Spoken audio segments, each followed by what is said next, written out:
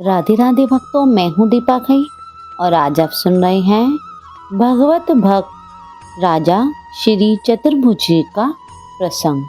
कौन ऐसा राजा है जो करौली नरेश श्री चतुर्भुज जी की संत सेवा की बराबरी कर सके। आप ऐसे निष्ठावान संत सेवी थे कि भगवत भक्त का आगमन सुनकर उनकी अगवानी करने के लिए 4 कोस तक जाते थे और अति आदर के साथ उन्हें अपने महल में लाकर भगवान के समान भक्त का आदर सत्कार करते थे। अपनी रानी के समेत राजा अपने हाथों से भक्तों के श्री चरणों का प्रक्षालन करके चरणामृत लेते, चंदन, फूल माला, धूप, दीप एवं नैवेद्य आदि सभी उपचारों से पूजन करते। उसके बाद उन्हें सिंहासन पर बैठाकर उनके सामने नृत्य कीर्तन करते। राजा की रीति थी कि अपना तन, मन और धन सर्वस्व उन्हें समर्पित करते। संतों का आदर करने वाला ऐसा कोई भक्त राजा नहीं जिससे इनकी तुलना की जाए। श्री चतुर्भुज जी करौली के राजा थे। अपने अपने नगरों के चारों ओर 4-4 कोस तक चौकियां बना दी थी। वहां राजपुरुषों को नियुक्त कर आज्ञा दी कि जब कोई भगवत भक्त आए तो उन्हें वहीं ठहराकर उनका स्वागत सत्कार करो, फिर शीघ्र मुझे सूचित करो। सूचना पाकर राजा स्वयं जाते और बड़े आदर सत्कार के साथ उन्हें अपने महल में लिवा के लिए आते। माला तिलकधारी मात्र कोई भी भक्त द्वार पर आ जाते तो उनको भी सच्चा भक्त मानकर उनकी सेवा पूजा करते थे। एक राजा ने करौलीधीश की यह अद्भुत भक्ति एवं भक्तों की सेवा की सुंदर कथा सुनी तो उसने अपनी सभा में कहा कि यदि पात्र और अपात्र का विचार ही नहीं है तो ऐसा दान सत्कार प्रशंसनीय नहीं है। उस राजा ने इस प्रकार बात ही बात में श्री चतुर्भुज जी की महिमा को उड़ा दिया। भक्तों, अब आप सुनिए राजा चतुर्भुज जी की भक्ति निष्ठा की परीक्षा। राजा श्री चतुर्भुज जी के आलोचक राजा के दरबार में एक भक्तराज ब्राह्मण देव थे। वे श्रीमद् भगवत जी की कथा कहा करते थे। उन्होंने राजा से कहा, राजन, करौलीधीश के संबंध में आप ऐसा न सोचिए कि वे पात्र अपात्र का विवेक नहीं रखते। भक्त के हृदय में प्रवेश करके उसके आशय को समझने में कौन समर्थ हो सकता है। जब ब्राह्मण देव ने यह बात कही तो उस राजा ने श्री चतुर्भुज राजा की परीक्षा लेने के लिए भक्ति भाव से हीन एक भाट को भेजा। उसको माला, तिलक, वस्त्र आदि देकर कहा कि करौलीधीश के द्वार पर जाकर अपने को भगवान का भक्त बतलाना। राजा आज्ञा से भाट श्री चतुर्भुज जी के यहाँ गया, परंतु वहाँ भक्त वेशभूषा धारण करना, अपने को भक्त कहना भूल गया और राजवंश की महिमा का वर्णन करने लगा। सब लोगों ने उसे भाट समझकर यथोचित व्यवहार किया।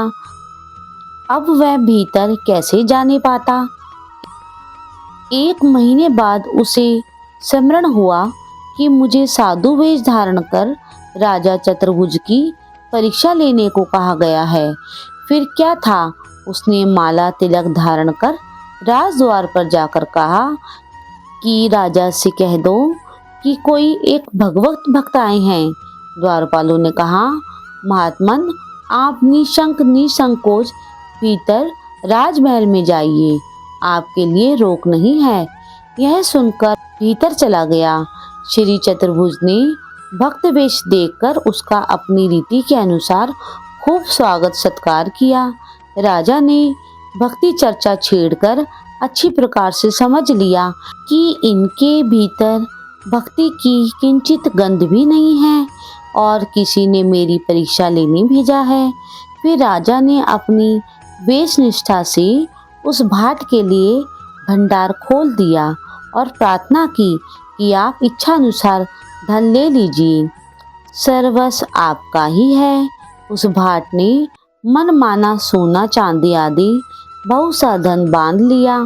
तब चलते समय राजा ने उसे कीमती गोटे से जड़ी हुई एक सुंदर जड़तारी वस्त्र में लिपटी हुई एक कौड़ी डिब्बे में रखकर उसे भेंट करके प्रणाम किया।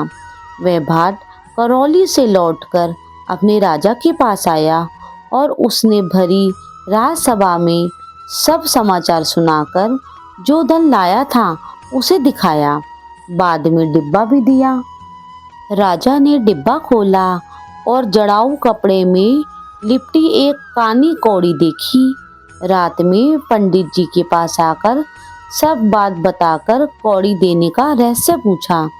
पंडित जी ने झट अनुमान करके बताया कि भक्त राजा चतुर्भुज के मन का भाव यह है कि इस भाट का ऊपरी साधु वेश जरी के समान अति मूल्यवान और आदरणीय है, परंतु भीतर कानी कौड़ी के समान तुच्छ परीक्षा का भाव है।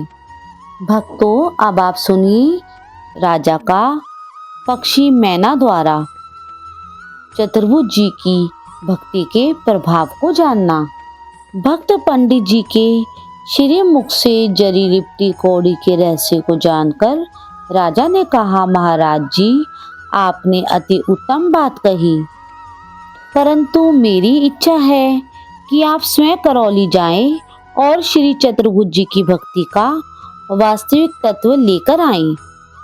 पंडित जी करौली गए। उनका शुभागमन सुनते ही दौड़कर राजा चतुर्भुज जी उनके पैरों में लिपट गए। महलों में ले जाकर प्रेम भाव से भरकर नित्य उनकी सेवा पूजा करने लगे। कथा वार्ता होती तो दोनों ही प्रेम आनंद सागर में डूब जाते। पंडित जी वहां से चलना चाहते, परंतु राजा अनुनय विनय करके रोक लेता और नित्य प्रेम प्रसंग उपस्थित कर उन्हें सुख प्रदान करता। अंत में जब पंडित जी विदा होने लगे तो दोनों को योग का असह्य दुख हुआ। राजा ने अपना खजाना खोलकर यथेष्ट धन लेने की प्रार्थना की, परंतु पंडित जी ने कुछ भी नहीं लिया और कहा कि मुझे तो आपकी प्रतीति ने रिझा लिया, उसके सामने धन क्या चीज है। राजा ने कहा, महाराज जी, कुछ तो स्वीकार कर हमें कृतार्थ कीजिए। राजा के विशेष आग्रह पर पंडित जी ने कहा कि आपके राजभवन में जो तोता और मैना है, इनमें से एक मुझे दे दीजिए। ये दोनों पक्षी राजा को अत्यंत प्रिय थे, इसलिए उनके वियोग भय से राजा व्यथित हुआ। अंत में उन्होंने मैना को पंडित जी के साथ भेज दिया। करौली से चलकर पंडित जी उस मैना को लिए हुए उस राजा के दरबार में आए। वह तो राज दरबार था। वहाँ सभी प्रकार के संसारी लोग आते और जाते थे। लोग बहस करने में व्यस्त थे। उन बातों को सुनकर फटकारती हुई मैना बोल उठी, अरे माटी के धोधाओ, कृष्ण कहो, कृष्ण कहो। तब राजा ने पंडित जी से पूछा कि बताइए महाराज, राजा चतुर्भुज जी की भक्ति भाव कैसा है। पंडित जी ने कहा, राजन, इस मैना से आप ही वहां का रहस्य समझ ले। उस समाज में रहने वाले इस पक्षी को भी भगवान प्राणों से प्रिय हैं। मैं करोड़ों जीवों को पाकर उनसे श्री चतुर्भुज जी की महिमा का वर्णन करूं तो भी उसका पार नहीं पा सकता हूँ। करौली नरेश की भक्ति का रहस्य पाकर वह राजा श्री चतुर्भुज जी के पास आया और उसने उन्हें प्रणाम किया। फिर उस मैना को वापस करते हुए बोला, भक्तराज, इस भक्त मैना को आप ही अपने महलों में रखिए। इसके तन मन में भगवान श्याम सुंदर रमे हैं। श्री चतुर्भुज जी की भक्ति भावना का अनुचित लाभ उठाने के उद्देश्य से एक डाकू साधु वेश धारण कर उनके पास आया। उन्होंने उसे भी महल में निवास दिया। एक दिन राजा की अनुपस्थिति में उस डाकू ने रानी के गले में एक कीमती हार देखकर उसे लेना चाहा। फिर तो जब रानी शयन कर रही थी तब उसने उनके गले पर अपनी कटार चलाई, परंतु आश्चर्य, उसे ऐसा लगा मानो रानी का गला वज्र हो गया हो और उसकी कटार मोम हो गई हो। उसने बहुत प्रयत्न किया गला काटने का, परंतु असफल रहा। तब तक रानी जग गई। कांपते हुए वह ठग रानी के चरणों में गिर पड़ा, किंतु रानी के मन में किंचित भी क्रोध का भाव नहीं हुआ। वे बड़ी शांति पूर्वक बोली, महाराज, इसमें डरने की क्या बात है? अरे, कभी कभी बड़ों से भी भूल हो जाया करती है। रानी के इस सद्भाव से डाकू का हृदय एकदम परिवर्तित हो गया और उसी दिन से वह अपने अकृत्य कर्म का परित्याग कर सच्चा साधु हो गया।